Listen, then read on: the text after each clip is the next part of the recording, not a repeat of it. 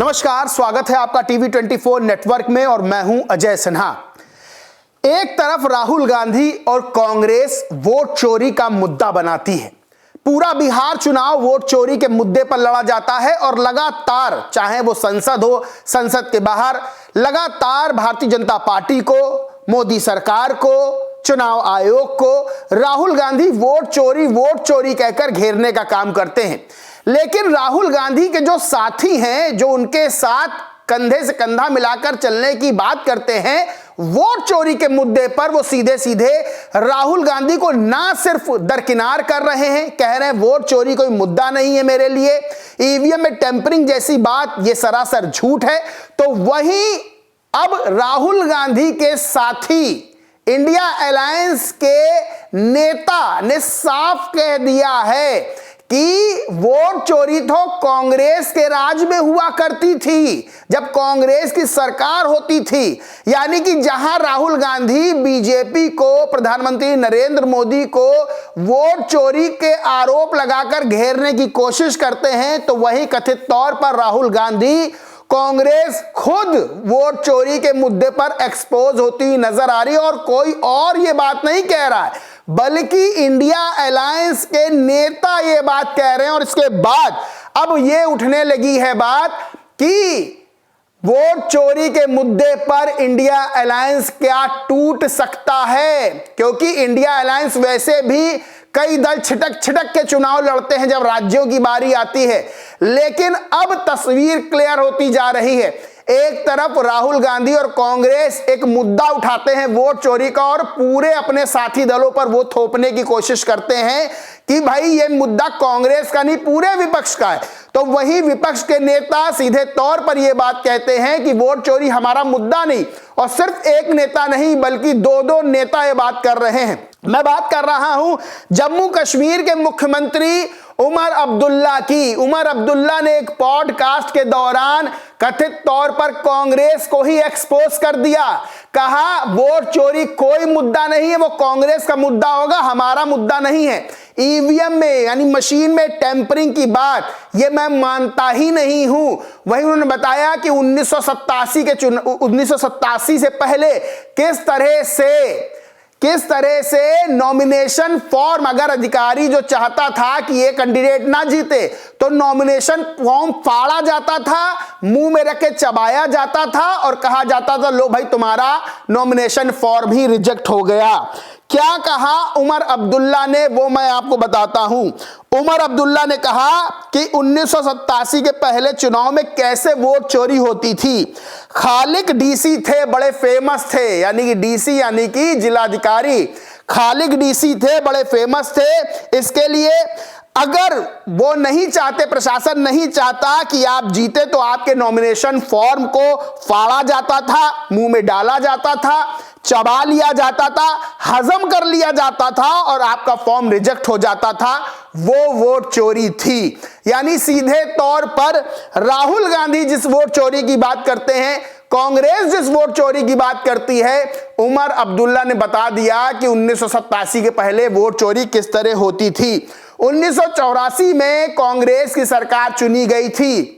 राजीव गांधी उस समय प्रधानमंत्री थे और ये बात कोई और नहीं, इंडिया अलायंस के जो साथी हैं, उमर अब्दुल्ला जम्मू कश्मीर के मुख्यमंत्री हैं, वो ये बात कह रहे हैं। अभी जब चुनाव हाल में ही हुआ 2024 में जम्मू कश्मीर में विधानसभा का, तो सीधे तौर पर नेशनल कॉन्फ्रेंस और कांग्रेस मिलकर चुनाव लड़ी थी। और सीटों की बात कर लें तो 42 सीटें नेशनल कॉन्फ्रेंस ने जीती थी, बीजेपी 29 सीटें जीतकर दूसरी सबसे बड़ी पार्टी बनी थी और 6 सीटें कांग्रेस ने जीती थी।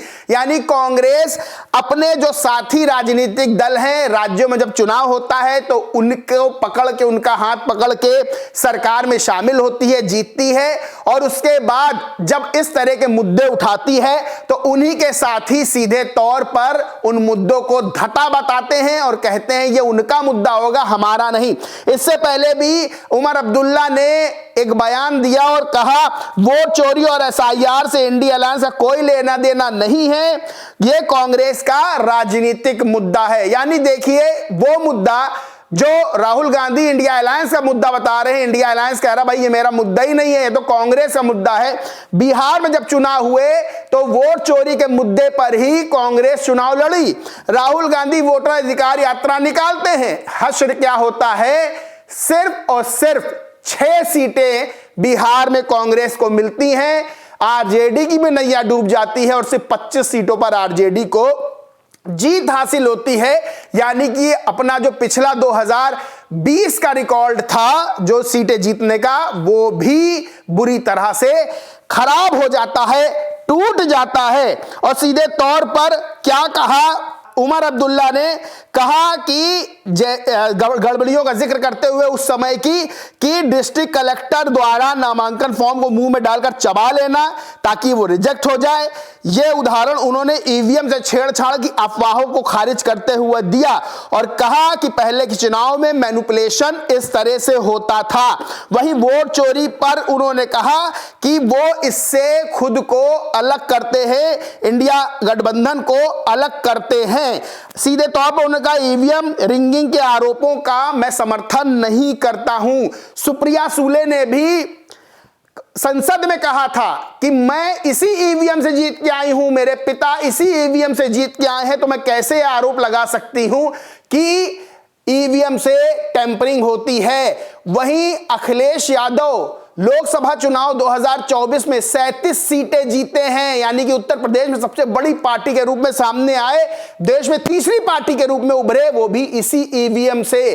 कांग्रेस 2024 में सीटों में बढ़त बनाती है इसी ईवीएम से, और कांग्रेस के नेता तब बहुत खुश होते हैं जब बीजेपी की सीटें कम हो जाती हैं, बीजेपी खुद बहुमत से दूर रहती है, उसको नीतीश और नायडू का साथ लेना पड़ता है, तब कांग्रेस खुश होती है। तब क्या ईवीएम बिल्कुल ठीक चल रही थी? तब कांग्रेस को ईवीएम में कोई दिक्कत नजर नहीं आई। लेकिन वोट चोरी का मुद्दा बनाकर क्या कांग्रेस एक माहौल क्रिएट करना चाहती है, और उस माहौल की क्या हवा निकाल रहे हैं उमर अब्दुल्ला? क्योंकि उमर अब्दुल्ला ने सीधे तौर पर यह कह दिया कि वोट चोरी तो कांग्रेस का जब शासन था तब होती थी। बीजेपी ने इसको लेकर ट्वीट किया है, लिखा कांग्रेस के दौर की वोट चोरी का इंडी गठबंधन के नेता ने ही किया खुलासा। नेशनल कॉन्फ्रेंस के नेता उमर अब्दुल्ला ने कहा कि हम जानते हैं जब डीसी नॉमिनेशन फॉर्म मुंह में डाल के चबा के हजम कर जाता था ताकि फॉर्म ही रिजेक्ट हो जाए, यह भी वोट चोरी है। ईवीएम की गड़बड़ी नहीं, यह है कांग्रेस समर्थित वोट चोरी की पुरानी तकनीक, जब सरकारी मशीनरी का दुरुपयोग करके चुनाव लड़े जाते थे। विपक्ष कह रहा है, विपक्ष का खासतौर से कांग्रेस कह रही है कि भैया बैलेट पेपर चुनाव करा दो, ईवीएम से चुनाव ना कराओ, वोट चोरी हो रही है। उनके साथी उनकी बात नहीं मान रहे, कह रहे हैं वोट चोरी जैसी कोई चीज नहीं है, ईवीएम में टेम्परिंग जैसी कोई चीज नहीं है। तो सीधे तौर पर सवाल खड़े होते हैं कि क्या इंडिया अलायंस टूट गया है, टूटने की कगार पे है या आगे टूटेगा?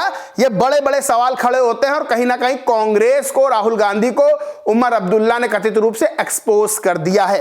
इस पूरे मामले पर आप क्या सोचते हैं, क्या मानते हैं, कमेंट करके जरूर बताएं। वीडियो अच्छा लगा तो लाइक करें, शेयर करें और चैनल को सब्सक्राइब नहीं किया तो सब्सक्राइब करके बेल आइकन जरूर दबा लें। धन्यवाद।